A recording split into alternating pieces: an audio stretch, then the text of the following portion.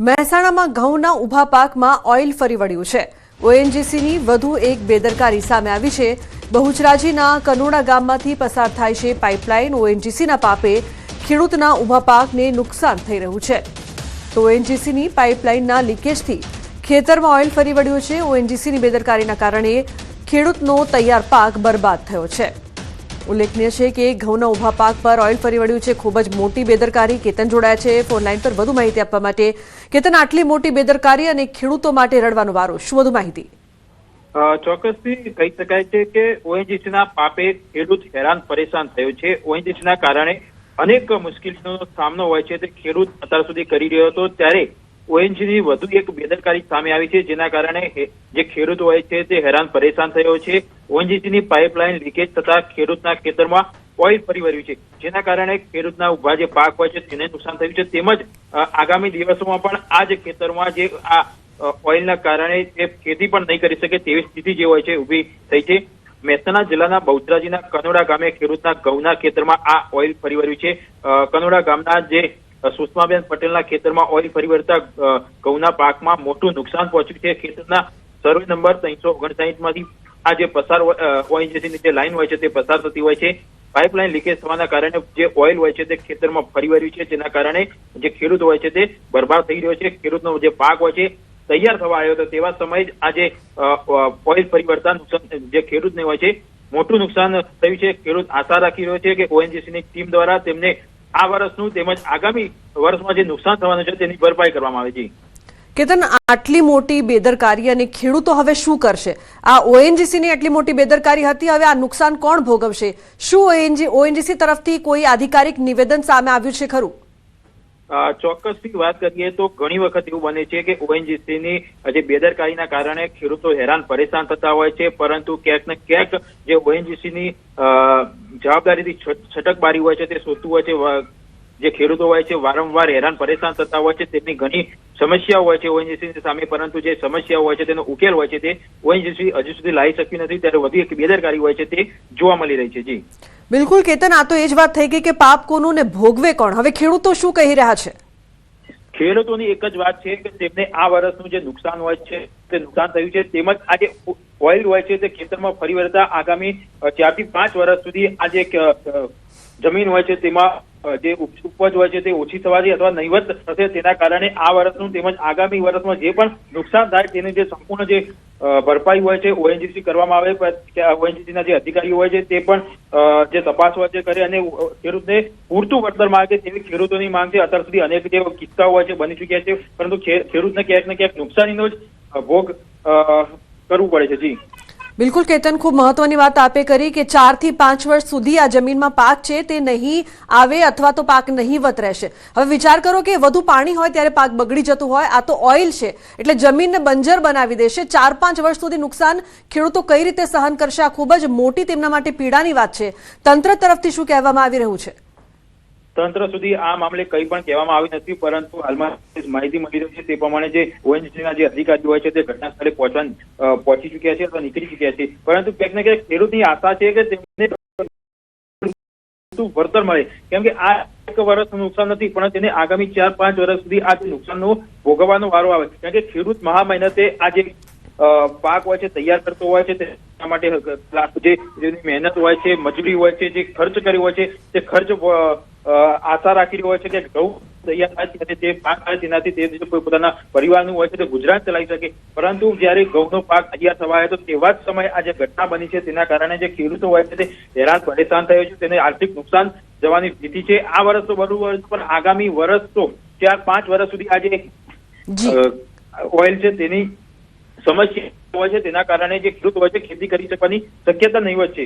એટલે ચોક્કસથી ઓએનજીસીના અધિકારીઓને ત્યાં જઈ અને જે સંપૂર્ણ જે ખેડૂતને જે આર્થિક નુકસાન થયું છે તેની ભરપાઈ કરવી પડે। બિલકુલ કેતન, આભાર સમગ્ર માહિતી બદલ। તો ખૂબ જ મોટી કહી શકાય આપદા છે ખેડૂતો માટે। વડોદરામાં તંત્રની ઘોર બેદરકારીના દ્રશ્યો સામે આવ્યા છે। ડમ્પર આવ્યું અને અચાનક રોડ બેસી ગયો। નિઝામપુરા વિસ્તારમાં મોટી દુર્ઘટના ટળી છે। ડમ્પર પસાર થતું હતું અને અચાનક રોડ બેસી ગયો। ડમ્પર માંડ પલટી ખાતા બચ્યું હતું। આ સમગ્ર ઘટનાના સીસીટીવી ફૂટેજ પણ સામે આવ્યા છે। સદનસીબે આ ઘટનામાં કોઈ જાનહાનિ નથી થઈ।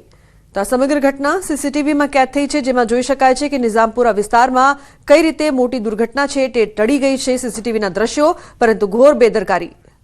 હાર્દિક જોડાયા છે વધુ માહિતી આપવા માટે. હાર્દિક, આટલી મોટી બેદરકારી, ડમ્પર આવ્યો અને અચાનક રોડ બેસી ગયો, શું અપડેટ? બિલકુલ, જો સ્માર્ટ સિટી વડોદરાની વાત કરીએ તો એના જે પાલિકાના અધિકારીઓ છે તેઓ ઓવર સ્માર્ટ થઈ ગયા હોય તેમ લાગી રહ્યું છે. કારણ કે વડોદરા શહેરમાં ગઈકાલે પણ આપણે એક અહેવાલ દર્શાવ્યો હતો કે મકરપુરા ડેપોની સામેથી વાહનો પસાર થતા હતા અને દરમિયાન જ જે રોડ છે તે આખો બેસી ગયો હતો અને મોટો ભૂવો પડ્યો હતો. ત્યારે આ ઘટના જે છે ડમ્પરવાળી તે પણ ગઈકાલે જ ઘટના છે. નિઝામપુરા જે મેઇન રોડ છે ત્યાંથી મોટી સંખ્યામાં વાહનો પસાર થતા હતા. એ જ સમયે આ ડમ્પર પણ જે છે ત્યાંથી પસાર થઈ રહ્યું હતું અને અચાનક જ રોડ બેસી ગયો હતો. સીસીટીવી ફૂટેજમાં જોઈ શકાય છે કે ડમ્પર માંડ જે છે તે પલટી ખાતા બચી ગયું છે અને અત્યારે આ સીસીટીવી વડોદરા શહેરમાં ખૂબ વાયરલ થઈ રહ્યા છે અને વડોદરા વાસીઓ જે છે તે વડોદરા મહાનગરપાલિકાની કાર્યપદ્ધતિ સામે સવાલો ઉઠાવી રહ્યા છે.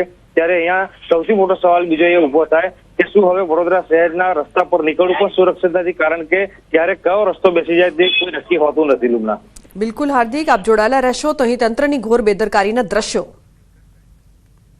વડોદરાથી નકલી ચલણી નોટ છાપવાનું કૌભાંડ ઝડપાયું છે. આસોજ ગામની સીમમાં ખેતરની ઓરડીમાં ભાડે રહેતા પરપ્રાંતીય લોકો દ્વારા નકલી ચલણી નોટ છાપવાનું કૌભાંડ ચાલતું હતું. વડોદરા ગ્રામ્ય એલસીબીએ દરોડા પાડીને નકલી નોટ છાપવાનું કારખાનું ઝડપી પાડ્યું છે. કલર પ્રિન્ટર દ્વારા અલગ અલગ ચલણી નોટો છાપવામાં આવતી હતી. એલસીબીએ પ્રિન્ટર સહિત નકલી ચલણી નોટો જપ્ત કરી છે. 2 આરોપીને ઝડપી મંજુસર પોલીસ મથકે લઈ જવાયા હતા. ઓરડીમાંથી મોટી માત્રામાં નકલી ચલણી નોટ ઝડપાઈ હોવાની આશંકા છે. આ કૌભાંડ સાથે જોડાયેલા અન્ય શખ્સોની પણ શોધખોળ શરૂ કરાઈ છે. હાર્દિક જોડાયા છે વધુ માહિતી આપવા માટે. હાર્દિક, શું અપડેટ સમગ્ર મામલે? બિલકુલ, જો વાત કરવામાં આવે તો ખેડૂત છે તેમના દ્વારા પોતાના ખેતરમાં ઓરડીઓ બનાવીને ભાડે આપવામાં આવે છે. ત્યારે ત્યાં કેટલાક ઇસમોની શંકાસ્પદ ગતિવિધિ જણાતા કોઈ એક જાગૃત નાગરિકે જે છે તે લોકલ ક્રાઇમ બ્રાન્ચને બાતમી આપી હતી તે કંઈક શંકાસ્પદ થઈ રહ્યું છે. એટલે બાતમીના આધારે જે વડોદરા ગ્રામ્યની એલસીબી છે તેના દ્વારા આ સ્થળ પર જઈને તપાસ કરવામાં આવી તો ખુદ પોલીસ ચોકી ગઈ હતી, કારણ કે 2 જેટલા શખ્સ જે છે ત્યાંથી મળી આવ્યા હતા અને જ્યારે તેમની ઝડપી લેવામાં આવી અને રૂમની તપાસ કરવામાં આવી તો જે નકલી ચલની નોટ છે તે છાપવાનું આખું એક મોટું કૌભાંડ જે છે તે સામે આવ્યું છે. હજી વડોદરા ગ્રામ્ય પોલીસ દ્વારા સત્તાવાર કોઈ પણ જાતની માહિતી આપવા નથી આવી, પરંતુ આ જે નેટવર્ક જે છે તે કોણ ચલાવતું હતું, કેટલા લોકો સામેલ છે, કેટલા સમયથી નકલી ચલની નોટો જે છે તે છાપવામાં આવતી હતી અને બજારમાં કેટલા રૂપિયાની નોટો જે છે તે ફરતી કરવામાં આવી છે. તમામ પાસાની ચકાસણી જે છે તે અત્યારે વડોદરા ગ્રામ્ય પોલીસ દ્વારા કરવામાં આવી રહી છે. નરેન્દ્ર જંગલાલ પાલ અને હેમંત મદનલાલ જાંગીરની જે ધરપકડ છે તે ગઈકાલે રાત્રે જ કરવામાં આવી હતી અને બંનેનો કબજો જે છે તે મંજુસર પોલીસને સોંપવામાં આવ્યો છે. લુમના, બિલકુલ હાર્દિક, આભાર સમગ્ર માહિતી બદલ. પનીર ખાવાના શોખીનો સાવધાન. અમદાવાદની હોટલોમાં પીરસાઈ રહ્યું છે ઝેર જેવું પનીર. એએમસી ફૂડ વિભાગના દરોડામાં નકલી પનીરનો ભાંડો ફૂટ્યો છે. શહેરીજનોના આરોગ્ય સાથે ચેડા કરતા પનીર માફિયાઓ સક્રિય થયા છે. તો વેજીટેબલ ફેટ ભેળવી બનાવાતું પનીર સેમ્પલ ફેલ થયું છે. શહેરના 10 હોટલ્સ, રેસ્ટોરન્ટના પનીરના નમૂના ફેલ થયા છે. એએમસી હદ વિસ્તાર બહાર માફિયાઓ આપી રહ્યા છે પનીર. એએમસીએ જિલ્લા ફૂડ સેફટી ઓફિસરોને તાકીદે જાણ કરી છે. તો સીમાડા બહારથી આવતો નકલી પનીરનો જથ્થો તંત્રએ સીઝ કર્યો છે. ઉલ્લેખનીય છે કે ફૂડ વિભાગના દરોડા નકલી પનીર આપ ખાઈ રહ્યા છો. જુઓ આ દ્રશ્યો. હોટલ અને રેસ્ટોરન્ટમાંથી આ પનીર મળી આવ્યું છે, જે અનેક સવાલો ઉપસ્થિત કરી રહ્યો છે. પનીર ખાવાના શોખીનો માટે આ સમાચાર ખૂબ જ મહત્વના છે. હોટલોમાં ઝેર જેવું પનીર પીરસાઈ રહ્યું છે. મહેસાણામાં અકસ્માતની ઘટનામાં મોટો ખુલાસો થયો છે. અકસ્માત નહીં પણ આપઘાત કર્યાનો ખુલાસો થયો છે. 4 દિવસ પહેલા રાધનપુર ચોકડી પર બની હતી આ ઘટના. સમગ્ર ઘટનાના સીસીટીવી પણ સામે આવ્યા હતા. આ સીસીટીવીમાં ઉત્તર પ્રદેશનો યુવક જાતે જ ટ્રેલરના ટાયરમાં કૂદતો થઈ હોવાનું દેખાઈ રહ્યું છે. યુવક કામ ધંધા માટે બહાર નીકળ્યો હોવાનું કહીને ઘરેથી બહાર નીકળ્યો હતો. સમગ્ર મામલે પોલીસે પરિવાર સાથે વાતચીતનો દોર વધારીને વધુ તપાસ હાથ ધરી છે. તો 4 દિવસ પહેલા રાધનપુર ચોકડી પર બની હતી આ સમગ્ર ઘટના.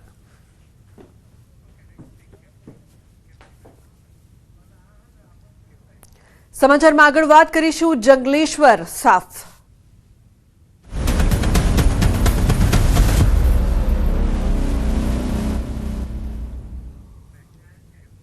રાજકોટમાં 24 કલાક ધમધમતું જંગલેશ્વર 24 કલાકમાં જ સાફ થઈ ગયું છે. 24 કલાકમાં જંગલેશ્વરનું સમગ્ર ચિત્ર બદલાયું છે.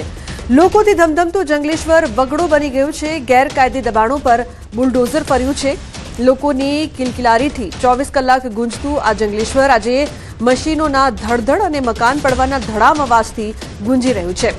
તો રાજકોટનું જંગલેશ્વર જે ક્યારેક સાંકડી ગલીઓ, લોકોની સતત અવરજવર અને વેપાર ધંધાના ઘોંઘાટથી ધમધમતું હતું, તે કલાકોના સમયમાં જાણે કોઈ ખંડેરમાં ફેરવાઈ ગયું છે.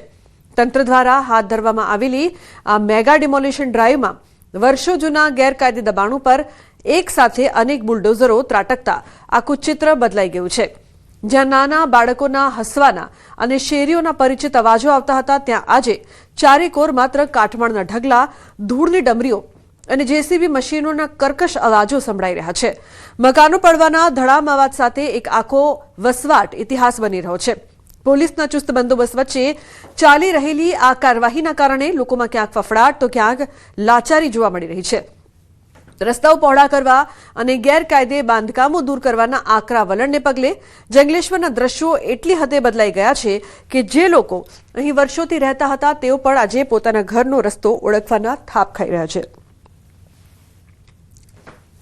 હવે ખાસ વાત તો એ છે કે વહીવટી તંત્રની આ બુલડોઝર નીતિ એ સાબિત કરી દીધું છે કે કાયદાના શાસન સામે ગમે તેવા મજબૂત ગણાતા દબાણો પર ટકી શકતા નથી. જે વિસ્તાર 24 કલાક જીવંત લાગતો હતો ત્યાં આજે માત્ર પથ્થરોનો વગડો અને સુનકાર વ્યાપેલો જોવા મળી રહ્યો છે. ત્યારે હજુ પણ ગેરકાયદે દબાણો દૂર કરવાની કામગીરી શરૂ છે. તો રાજકોટના જંગલેશ્વરમાં ડિમોલિશનનો આજે બીજો દિવસ છે. આજે વધુ 400 મિલકતો તોડી પડાશે. અત્યાર સુધી 1000થી વધુ બાંધકામોને દૂર કરાયા છે. ચુસ્ત પોલીસ બંદોબસ્ત વચ્ચે મેગા ડિમોલિશનની કામગીરી શરૂ છે. લગભગ બપોરે 3 વાગ્યા સુધીમાં ડિમોલિશનની કામગીરી પૂર્ણ થશે. રાજકોટના જંગલેશ્વર વિસ્તારમાં હાથ ધરાયેલા ઇતિહાસના સૌથી મોટા મેગા ડિમોલિશનના બીજા દિવસની કામગીરી શરૂ કરાઈ. સવારે 7:30 વાગ્યાથી આપણે ડિમોલિશનની કામગીરી ચાલુ કરી. એને સમગ્ર વિસ્તારને આપણે 7 સેક્ટરમાં વેચી નાખ્યો અને કોર્પોરેશનની 42 ટીમોએ એમાં કામગીરી સંભાળી. આપણે 63 JCB machine, 7 Hitachi machine, concrete cutter machine, gas cutter machine અને ટ્રેક્ટરો એમ કરીને 260 પ્રકારની મશીનરીનો એમાં ઉપયોગ કર્યો અને ટોટલ 1500 જેવી જે પ્રોપર્ટી આપણે આઈડેન્ટિફાઈ થયેલી એ પૈકી આપણે સાંજ સુધીમાં 1119 પ્રોપર્ટીનું ટોટલ ડિમોલિશન કરી દીધું છે. છેલ્લા ઘણા દિવસોથી મનપાની ટીમો દ્વારા અને પોલીસની ટીમો દ્વારા ઘરે ઘરે જઈ દરેક રહેવાસીને, દરેક દબાણકર્તાને સમજાવવામાં આવતા હતા. એના લીધે મોટાભાગના જે દબાણકર્તાઓ છે એને સ્વૈચ્છિક રીતે પોતાના દબાણ તોડી પાડ્યા હતા અને બાકીના જે દબાણકર્તા હતા પોતાની રીતે પોતાનો સામાન લઈ જતા રહ્યા હતા. તો પોલીસ સાથે ઘર્ષણનો અથવા તંત્ર સાથે ઘર્ષણનો એક પણ કોઈ બનાવ બનેલ નથી. अन्य समाचार जूनागढ़ कीर्ति पटेल ने पोलीस स्टेशन में हाजर थवा फरमान. भवनाथ पोलीस स्टेशन में हाजर थवा माटे फरमान आपवामां आव्युं छे. सवारे 11 कलाके हाजर थवा फरमान 20 लाखनी खंडणी केसमां जामीन मळ्या हता. रिमांड पूर्ण थता कोर्टमां रजू कराई हती. कीर्ति पटेले जामीन माटे अरजी करी हती. जामीन अरजी पर कोर्टमां दलीलो बाद कोर्टे जामीन मंजूर कर्या हता. तो भवनाथ पोलीस स्टेशनना गुनामां कीर्तिने हाजर थवा फरमान करायुं छे. कीर्ति पटेलना नाटक जोवा मळ्या. कोर्टमां रजू करती वखते एक समये कीर्ति पटेल मीडियाने जोईने भेंडको ताणवा लागी हती. तो बीजी तरफ ज्यारे कोर्टमांथी एक केसमां जामीन मळता आज कीर्ति पटेले हसती जोवा मळी हती. तो कीर्ति पटेल ने पोलीस स्टेशन में हाजर थवा माटे फरमान. 4 अलग अलग दृश्यों. एक तरफ साधु संतो साथे स्नान बाद चर्चाओं में आवी विवाद थयो. बीजी तरफ पोलीस ने धमकी आपती जोवा मळी रही छे कीर्ति पटेल. तो धरपकड़ बाद दांत काढ्या अने रिमांड मळता ते रडवा लागी हती. कीर्ति पटेलना 4 अलग अलग दृश्यों. विवाद शरू थयो त्यारथी लईने અત્યાર સુધીના આ 4 अलग अलग दृश्यों छे जे सामे આવ્યા છે. साधु संतो साथे स्नान કર્યા બાદ વિવાદ થયો હતો, ચર્ચાઓમાં આવી હતી, જે બાદ પોલીસને ધમકી આપતી દાદાગીરી કરતી કીર્તિ પટેલ બીજા દ્રશ્યમાં જોવા મળી રહી છે. તો ધરપકડ બાદ કીર્તિ પટેલનું કેવો રૂપ હતું તે પણ ત્રીજા દ્રશ્યમાં આપ જોઈ રહ્યા છો. તો રિમાન્ડ મળતા રડવા લાગી કીર્તિ પટેલ. તો કીર્તિ પટેલ હાલ ચર્ચાઓમાં અને વિવાદોમાં. સમાચારમાં આગળ વાત કરીએ તો ભાવનગર શહેરના નિર્મળનગર વિસ્તારમાંથી યુવકનું અપહરણ કરવામાં આવ્યું છે. 4 શખ્સો યુવકનું અપહરણ કરી લઈ ગયા. 3 અલગ અલગ જગ્યાએ લઈ જઈને યુવકને ઢોર માર મારવામાં આવ્યો. મોબાઈલ અને રોકડ પણ લૂંટી હોવાનો પીડિતના પરિવારે આક્ષેપ કર્યો છે. તો યુવકને સારવાર અર્થે સરકારી હોસ્પિટલ ખસેડવામાં આવ્યો હતો. જૂની અદાવતમાં અપહરણ કર્યું હોવાનું સામે આવ્યું છે. અપહરણની ઘટનાના સીસીટીવી પણ સામે આવ્યા છે. પોલીસે આરોપીને ઝડપી પાડવા ચક્રો ગતિમાન કર્યા છે.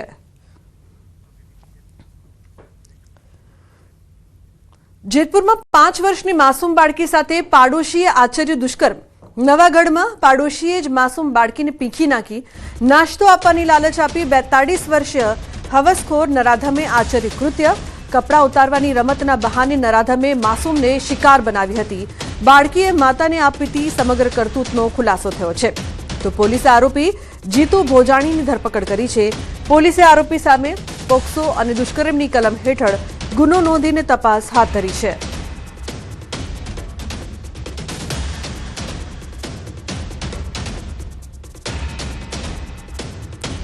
આરોપી છે જીતુ દેવજીભાઈ ભોજાણી, જે એમની પડોશમાં જ રહે છે અને અવારનવાર એમના ઘરે જતો હોય અને એમને પણ એમના ઘરે રમવા માટે બોલાવતો હોય અને આ શારીરિક અડપલા કરતો હોય. આ જે ભોગ બનનાર છે દીકરી, એના માતાજીને આ ખબર પડતા આ સમગ્ર મામલો છે એ પોલીસ સુધી પહોંચતા એનામાં કાયદેસર વિધિવત ગુનો દાખલ કરી અને એની ધરપકડ કરવામાં આવેલ છે. અમદાવાદના લો ગાર્ડન ખાતે સીએમ ભૂપેન્દ્ર પટેલે જાફતમાણી લો ગાર્ડન પાસે આવેલી ખાણીપીણી બજારમાં જાફતમાણી ભાજીપાવ અને જ્યુસનો સ્વાદ માણ્યો. ગુજરાત લો સોસાયટીના કાર્યક્રમ બાદ લો ગાર્ડનની ખાણીપીણીની બજારમાં તેઓ પહોંચ્યા હતા. સીએમ સાથે ધારાસભ્ય અમિત શાહ તેમજ કાઉન્સિલર પણ હાજર રહ્યા હતા. તો લો ગાર્ડન ખાતે સીએમ ભૂપેન્દ્ર પટેલે જાફત માણી હતી. ખાણીપીણી બજારમાં ભાજીપાવ અને જ્યુસનો સ્વાદ માણ્યો.